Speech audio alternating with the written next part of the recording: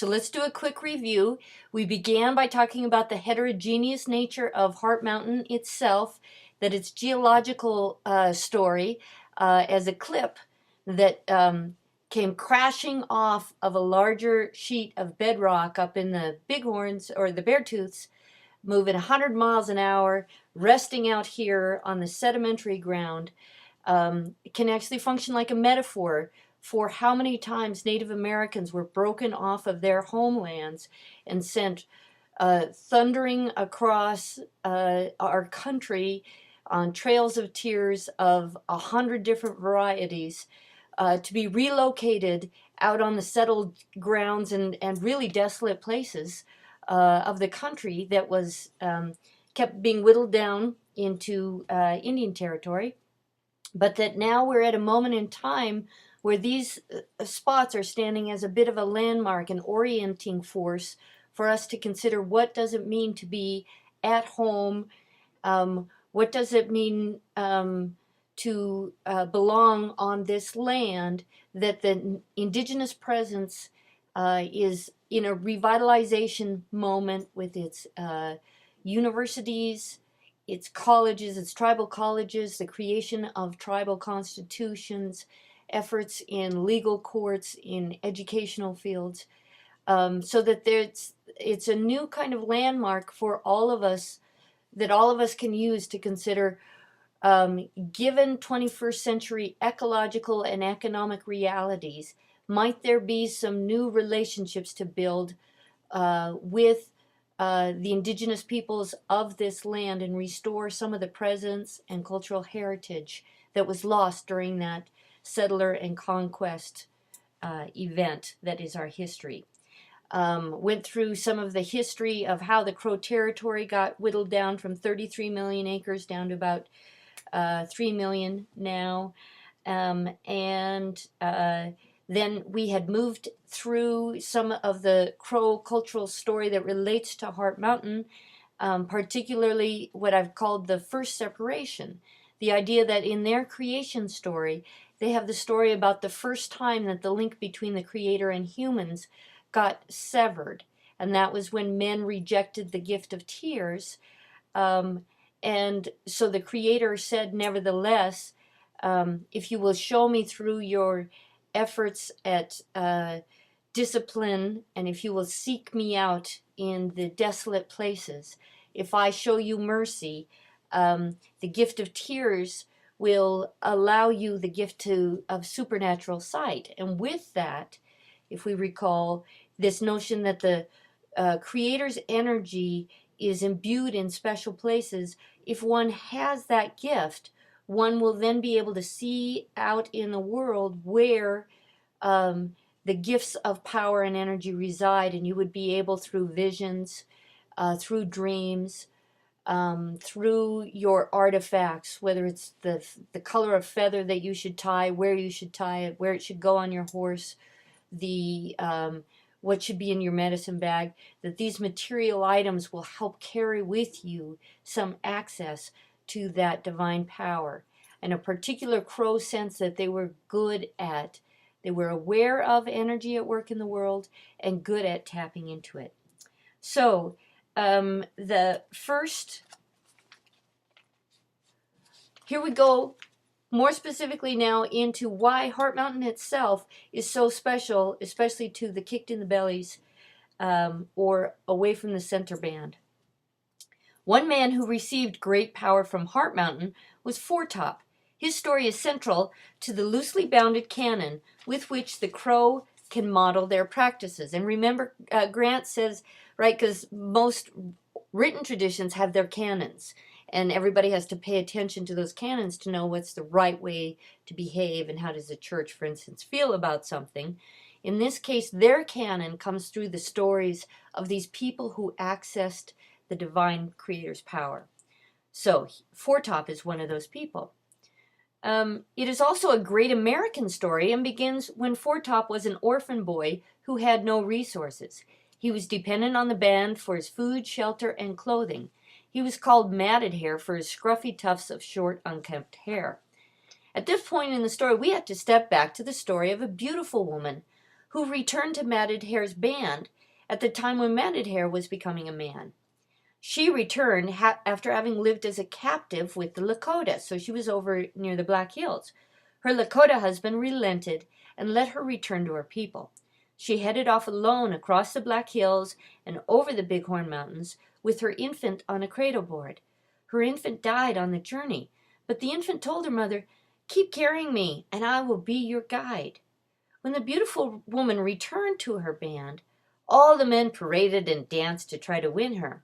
But the infant spirit counseled the woman to take Matted Hair as her husband. Then the infant counseled Matted Hair to go to Heart Mountain and seek out Baishtaguste, the gift of tears. He did, and he received great powers from the mountain, including instruction on how to wear his hair in the high pompadour style of a foretop, and to let his hair grow forever and never cut it. Over time, his beautiful hair grew so long he had to wear a backpack to hold it, and all the people called him Foretop. He was a great chief who established many victories and feats of strength, so the people called the mountain Foretop's father, because clearly the mountain had adopted the orphan. So the first separation was caused by men's rejection of the tears. And Foretop is an example of one of those people who overcomes that separation. And the way they label the mountain is quite different from like Carter Mountain or Hayden in Yellowstone or Hayden Valley or so often with settler culture, they named it mountains after themselves. And in this case, the name of the mountain says the mountain and the power in the mountain was in a relationship with the human, and the mountain adopted the human. It's kind of a nice difference. All right, first separation was caused by men's rejection of tears. However, two more ruptures have occurred.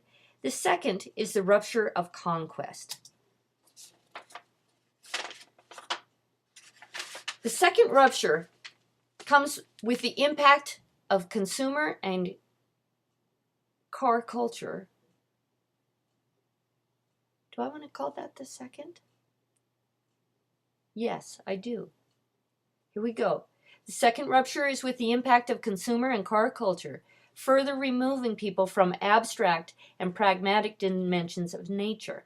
In this way, people on the reservation and people who live in sight of the mountain, like I do, are tied together by the impacts of macadam, the roads we drive on, in our bodies, as seen by the high rates of obesity and diabetes, both communities having abandoned the art of walking. So here we go through what happens with the second separation. We have, in approximately 1550, the mountain crow arrive in the area. 100 years later, around 1650, the river crow arrive in the area. Around 1700, French trappers misname the crow. So if you can imagine living your life on the American landscape with a name that was a misname that somebody else gave you. For the crow, their name for themselves meant the big beaked bird. The French thought that they were signing for the bird, the crow. It gave them the crow name. That's what they have been stuck with.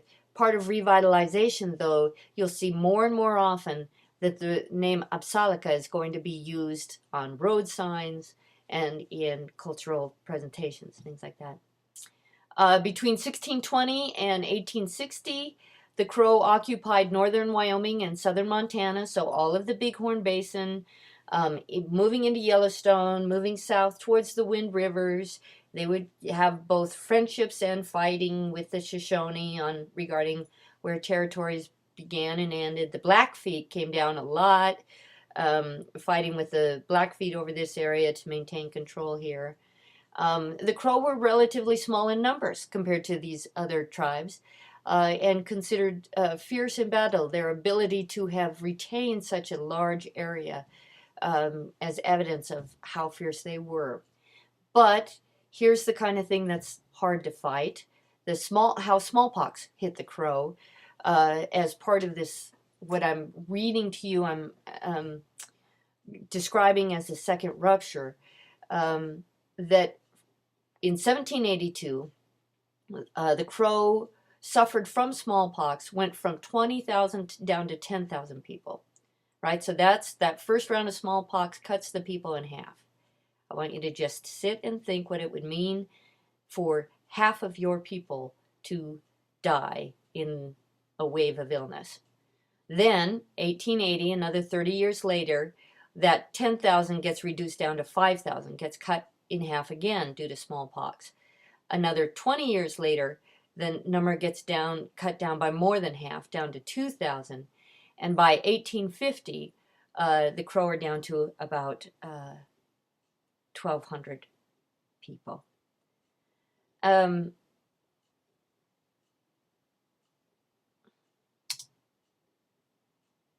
Here's a picture of the contemporary Crow world.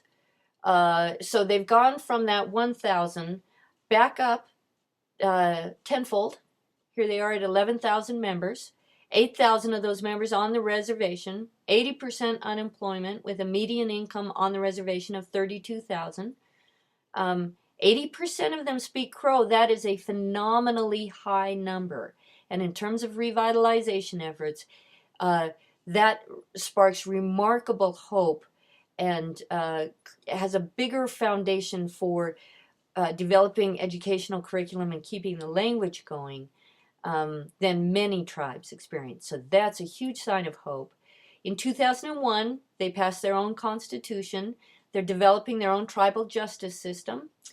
This image on this slide, I'm probably in the middle of the image, but for those of you who remember the floods of 2011, that's what the town of Crow Agency looked like after those floods.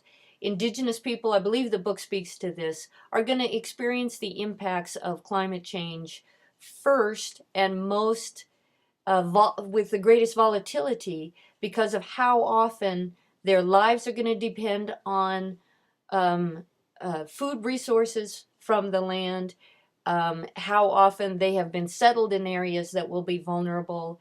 And so whether we are talking about Native Americans in the United States or indigenous people in Africa, they will be hit harder and have fewer of the structural resources to respond to the volatility of climate change. That's part of what we're going to keep hearing about. So to respond to this crisis of diminished energy and separation, Grant and I worked with Sharon Cahan and together with the Nature Conservancy, a professional videographer, and the hospitality of the local Episcopal Church congregation, and in June 2011 created a potluck supper with a seminar from Crow participants on Friday night. And at that potluck, then, we exchanged gifts with elders, representatives who were helping to organize the ceremony. And then on the Saturday, we had a pipe ceremony that included all the members of this alliance. So people from the Episcopal Church, Nature Conservancy, and the tribe, whose common ground was respect for Crow heritage on the mountain and the preservation of Crow heritage and appreciation of the power of the mountain, right? So Nature Conservancy can share in wanting to preserve that. And so in this case was the local Episcopal congregation.